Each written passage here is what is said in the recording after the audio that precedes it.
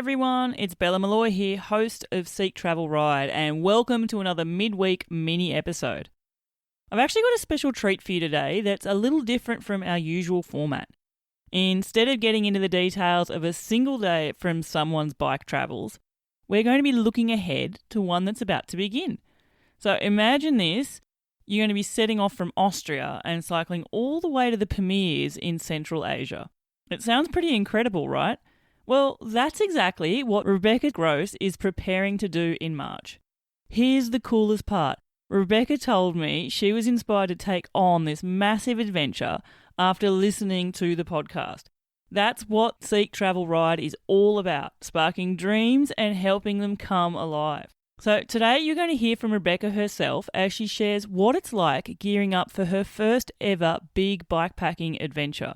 And I'm excited to say we're going to be tracking her journey all along the way, as she's going to be providing us updates straight from the road as she makes her way east. Now, before we get into Rebecca's story, just a quick reminder, there are still spots available for my upcoming bikepacking trip in the foothills of the French Pyrenees at the end of June this year. Now, if you are curious about trying bikepacking and you're wondering about whether to join me on this trip, want to know more, this is the perfect way to explore with like-minded people, experience the magic of cycling adventures, and come on an adventure with me. You can find all the details at seektravelride.com, and I've also provided a link in the show notes.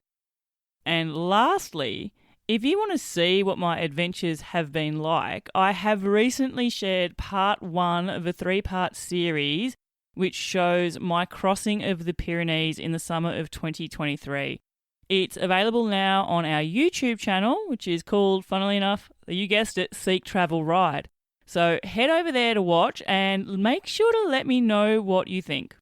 All right, now that's all done with, let's jump in. Here is Rebecca Gross sharing the excitement, challenges and hopes that she has while she's preparing for this journey from Austria to the Pamirs. Hi, I'm Rebecca. I'm from Austria, and on March 1st, I will head off to Central Asia with my partner, Javi. Rebecca Gross, welcome to the show. Thank you so much that I can be here. I'm really excited.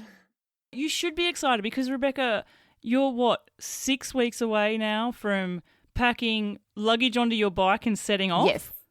We will start March 1st. I can see the excitement on your face. Listeners, I appreciate you can't see Rebecca now, but she is exceptionally excited. Yes. Tell me, Rebecca, this adventure of yours, what's the plan? We only have a rough plan. We don't want to set a lot of destinations where we want to go because this puts so much pressure on us. So the first big destination is Pamirs in Central Asia. But after that, the plan doesn't continue. So it's really open where we will be in winter. And I imagine that this has been part of your planning as well. It has been factoring in the sort of climate and especially with the terrain that you're going to be cycling through, right? Yes, we thought about being in the Pamirs in summertime. So that's why we set off in March. And through the Balkans, we thought of going a bit faster without a lot of detours, to enjoy the time in Turkey and Central Asia a bit more. Oh, wow. I was in Turkey just a few months ago. It was my first time there. Sadly, I wasn't on a bike. I was on the Turkish coast in Fethiye, and it was absolutely amazing. And something I was thinking, Rebecca, is all these stories I've heard from bike travellers I've interviewed, the hospitality was evident to me, and I wasn't even on a bike. So I can't imagine what's awaiting for you there. I know this hospitality you hear from everyone, and I just can't imagine how it will be. So I'm really looking forward to this. So have you done bike travel before? Have you had a big bike adventure before? Because this seems huge. No, we have never done bikepacking. Javi did it, but I haven't done it. And well, actually all this bike trip is based on a 1.5 day bikepacking trip. So yeah. Oh, wow. What was your first bikepacking trip? It was just when we got the bikes, we thought we should try if we love it or hate it. So let's go on a 1.5 day trip. And we went to Switzerland to a lake and we tried wild camping. And immediately we were really into it. And we were like, yes, 1.5 days enough to know we can do this for a year. So hang on, when did that 1.5 day trip happen? How long ago are we talking about here? About 10 months ago. The last 10 months then, have you slowly been coming up with ideas of what sort of adventure you'd take and what type of trip and where you were going to go? Yes. Sometimes it was a bit annoying because every day was talking about this trip because it's fulfilling all the life. But we talked a lot about the route, about the things we will take. Also, when I listened to podcasts, I was updating Rabi and said, oh, they were going there and they took this route. Check it out on Strava and all about that. So. It's funny, just interviewing people who've gone east or west or north or south. It's amazing how much my geography's come along from it. So I can imagine if you're listening to it thinking, oh, I'm planning my own adventure, you're probably picking up on guests talking about places thinking, oh, I'd like to know about that. Definitely. It gives me so many ideas. So that's helping a lot with planning. Let's talk about planning then, from that 1.5 day trip to 10 months of where are we going to go to packing off in 6 weeks' time. As someone who's never taken a trip this long before, what are the things you've been thinking about the most? I think we thought a lot about the route, definitely. We had a rough idea where we want to go because this year wasn't actually starting like a year plan. It was starting as a 3 months plan. We always just wanted to go for 3 months because this is kind of my comfort zone. But then we realized Turkey is big. And if we are in Turkey, we could go to Georgia. And if we are there, we could probably go to Iran as well. And somehow we realized this is not enough time. So that's why we said a year should be good. We checked a lot websites of the countries, like the visa stuff, where we need a visa and where we just can go and get the visa on the border. Then when the route was more or less set, we also checked the packing lists of other bikepackers to know if we need more stuff, because we thought everybody has like 4 panniers, like in the front 2 and in the back 2. And we're like, wow, we have to get more panniers. And then we realized we don't need so much stuff. So we are fine with 2 panniers at the back. And figuring out what we need and what we don't actually need took some time and is still taking time. The more time you have, the more you think about what you need. Do you have a non-negotiable luxury item? It's a question I ask guests now. What are you taking that, strictly speaking, you don't need to take, but you need to take? Yes. On the one hand, I thought my heated socks is a luxury item, but I think they are essential. So probably I wouldn't call them a luxury item. But what I probably don't need is the camping pillow. And it's super soft and it's so comfortable. And I'm so picky with pillows. So yeah, I think this is my luxury item. I think it helps with a good night's sleep. And I certainly know, Rebecca, I don't know about you, but if I haven't had a good night's sleep, I'm not a happy traveller the next day. So maybe it is totally essential, right? It is.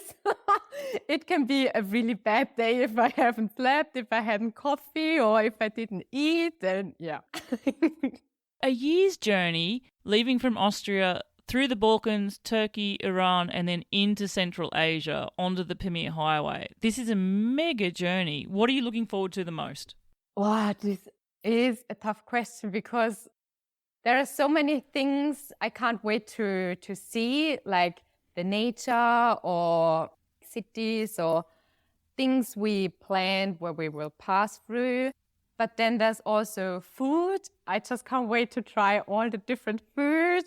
We are taking a camp cooker, but I always said, but this doesn't mean we won't try food, right? Because I was so afraid we just will cook. You know me, Rebecca, having listened to the podcast, and listeners, you know me really well. I'm a food fan, a food lover. I have to talk about food every episode. Even in this little mini episode, is there a type of dish you're particularly, have you researched something that you're looking forward to especially trying? I just saw a lot of photos of this huge tables full of food in Turkey or in Georgia, trying all the different foods. Yeah, I'm looking forward to this.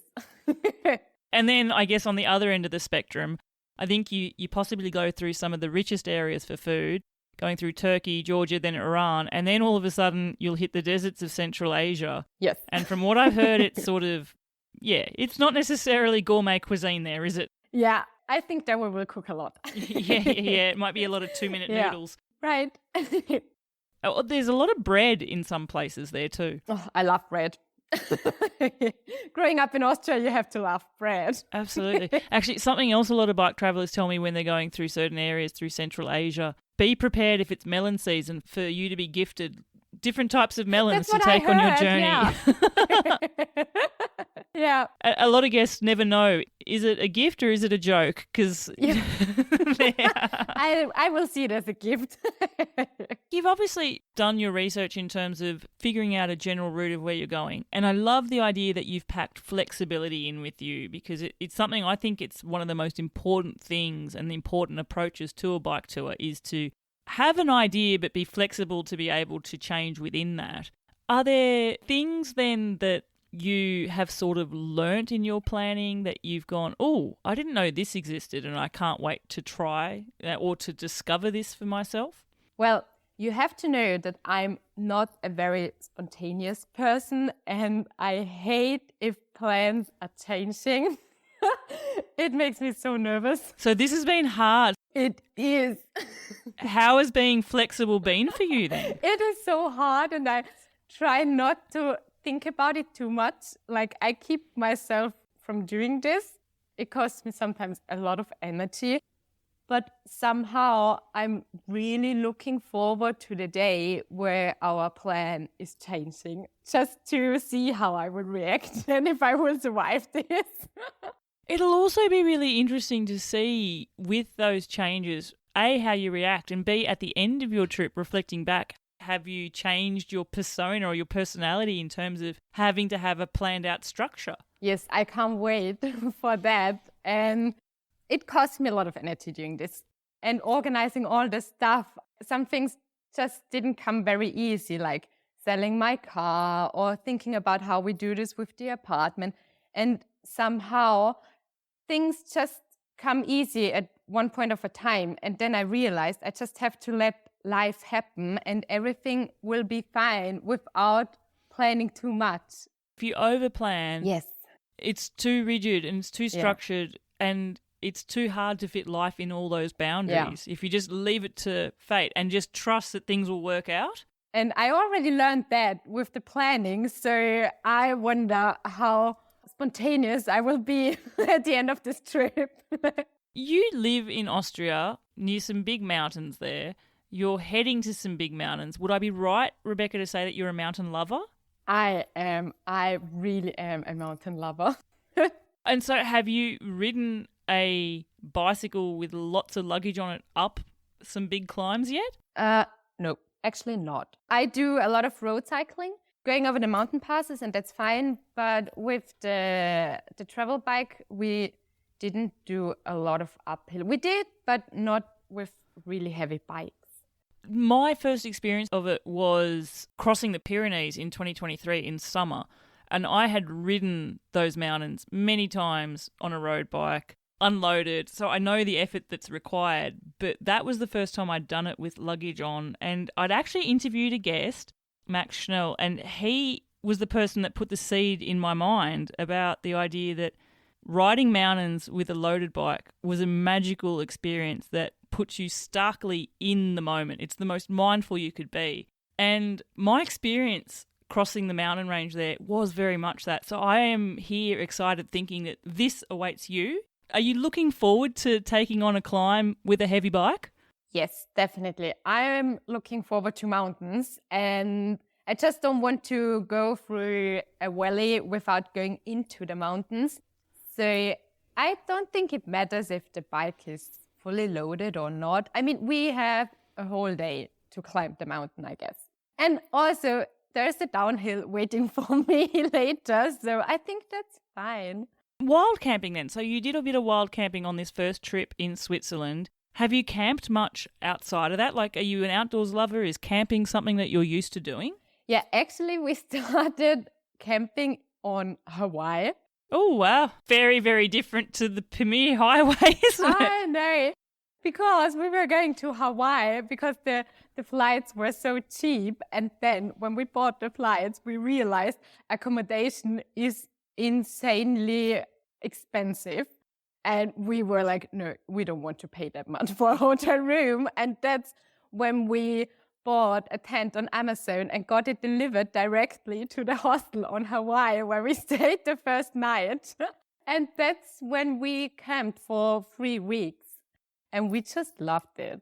And after that, we got to Iceland, where we had the same problem, that hotels are really expensive. So we camped on Iceland in May, which was, well, it was really different to Hawaii because it was so cold. I've seen people who've toured, bike-packed in Iceland in the middle of their summer and it's still like only 4 degrees Celsius. I don't know that you can call it a summer, right? Definitely not. So I guess camping in real cold weather and warmer weather is an experience that you've had. Yes, and we are fine with that, I think. Obviously, you're looking to hit the Pamirs to avoid the extreme cold temperatures in the wintertime, right? But what sort of temperatures are you sort of factoring in for this trip? Like, what type of sleeping bag are you taking with you and things like that?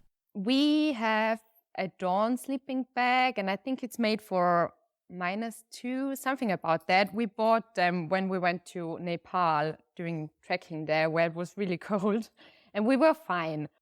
We have like an inlay. Like a silk liner. Yes. And we already thought about what will we do if it's really cold. So we thought, okay, we will put our feet into a backpack. And my life hack is filling the Nalgene bottle with hot water to have a hot water bottle. So yeah, I think we will survive the cold. What sort of things then as a beginner, I guess, make you potentially nervous, potentially excited as well, but a bit nervous about what's ahead? There is a lot of unknown. As a planner, you can't plan everything. What's making you ponder things a little bit more? What makes me nervous is for example, when I go to work on bike and it's just 25 kilometers and I'm already really tired, and then I think about that we wanted to do 80 kilometers a day during the trip, I'm really nervous and thinking, well, am I able to do this? What if I'm really tired? Or what if I just don't want to do this anymore? And I think the distance and this everyday riding a bike makes me a bit nervous. And then also, I really enjoy having time for myself and I really need this. But we will be together 24/7. And we already talked about this a lot because I'm scared about like losing myself a bit. And we already said if we have a day off or like a day in a city, it will be my day. And he will do things he wants to do and I will grab a coffee and yeah. Oh, I love this. I like that idea that you're sort of thinking of the strategies that are going to keep you feeling in a good mindset, but also potentially also good for your relationship as well. Definitely. Going on a bike tour together, you're with each other all day. You'll be experiencing things differently though. And that's something that I've learned interviewing couples as well, Rebecca, and I guess if I reflect back on my experiences, because they've primarily often always been with my husband as well, is we can do the same exact route, have the same start, finish, eat in the same places, but our days have felt differently. Yes, I think I can relate to this. Also because for him, riding a bike is easier than for me. It somehow comes really natural to him. And I always feel I have to put much more effort into it. That's where it's already really different. You'll find your flow with that as well, no doubt. Yes. But I think it will be okay. We know each other for long enough that we will be fine. With your strategy then, are you someone who typically would ride say, without headphones, without music, without podcasts, sort of being, aware of your surroundings? Are you someone that likes to be distracted by things during tough times? What about that side of things? Because I'm keen to see how you've started on this journey and then find out if any of these type of things change along the way as well. I already downloaded so many podcasts. I have I think on Spotify I saw it's 80 hours of podcasts. Wow, that's huge. Just because I sometimes feel it helps. Going every day and seeing always just surrounding, and I don't know, I just sometimes need a distraction or listen to something interesting and not thinking about too much or listening to my thoughts. Something that'll snap you out of your own head in a little way. Definitely. I'm an overthinker, and I think listening to other stuff helps me not think about too much what could happen. You are 6 weeks from leaving. Have you, in this big long lead up to this adventure starting, have you actually ever had doubts build enough to nearly make you think, no, I don't want to do this? At the beginning, there was just excitement, but in the planning, we left a lot of things to January. We said, we will do this in the new year. We will do that in the new year. Then there was January, and we started to plan some things a lot more serious, and it felt so real, and all of a sudden, just was no excitement anymore, and I just felt very stressed. And there was a time where I told a friend, it feels like I'm sabotaging my own life because I love my life. Everything is perfect and I will leave it behind. And I said to her, I just don't know why I'm doing this. And she said, can't you remember what you said at the beginning? And I was so desperate. And I said, no, please tell me. And she was, you said, you can, that's why you do it. And I was yeah, that's what I told people. I'm doing this because I can. The only limit or the only person or thing which is limiting all of this is myself. And if I say I can do this, I can do this. And I had to remind myself a lot of times now, it's what I want to do. And now I'm excited again. Rebecca, I need to clip this up for you and I'll send it to you randomly in random days. And I don't know when you'll get the messages come through, but hopefully it'll be a moment where you're I did say this, and it'll remind you as well. Oh, yeah, thank you. I am super looking forward to following along your journey, and listeners, definitely keep an eye out. My plan with this is to track Rebecca's journey now from just before she sets off to setting off to all along the way. Rebecca has kindly agreed to keep us updated on her travels. And Rebecca, I'm stupendously excited for you. I think this is absolutely mega. I cannot wait to see your adventure unfold. Thank you. There you go, listeners, and that is our first part in this series with Rebecca. I am so excited to watch this journey unfold for her, and I am super stoked that she has said yes to adventure and is taking this challenge on. I've interviewed a few people who've gone across this route, and I'm just really excited knowing what lays ahead for Rebecca. I also really love that she's looking forward to how this journey is going to change her and how she's going to be reacting as someone who likes planning things a lot to the detail. Knowing that she, as an extreme planner, needs to learn to be comfortable with being flexible. I think that's such an important thing that she's going in there with the mindset of. I've also really enjoyed listening to how she knows that she needs that time for herself and how she and her partner are setting up strategies for success, I would say, to help keep them both energized on the road. I think this is brilliant. Rebecca, thanks for sharing this part of your journey, and I cannot wait to see your adventures unfold. Now, listeners, I want to give a quick shout out to our show sponsor, Old Man Mountain, who are continuing to support Seek Travel Ride. I always encourage you to support the brands that are supporting the podcast, and a real good way of doing that is to go to our special link, which is oldmanmountain.com/Seek Travel Ride. That just lets them know that you heard about them through the podcast. Now, lastly, and I would almost say most importantly, it's time for me to say thank you to you, our super fans, for once again showing the love for the podcast and buying me a coffee. I always love seeing these messages of support for the show come through.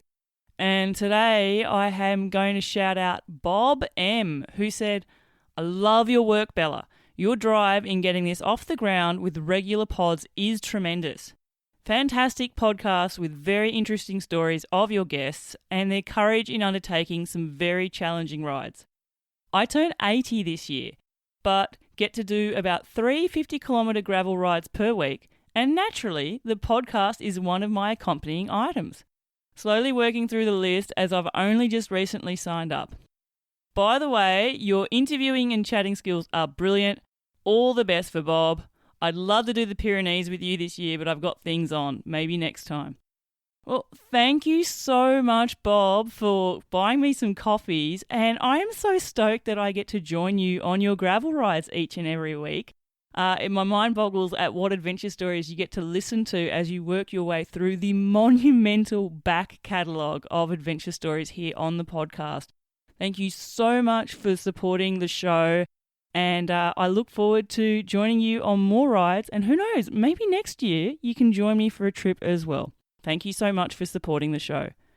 Now, listeners, if you want to do as Bob has done and also support me on the podcast, you can buy me a virtual coffee. Keeps me caffeinated, keeps me producing these amazing episodes for you, and fills your cup of wanderlust. I've provided a link in the show notes. Thank you so much for supporting the show, and until the next episode, I'm Bella Malloy. Thanks for listening.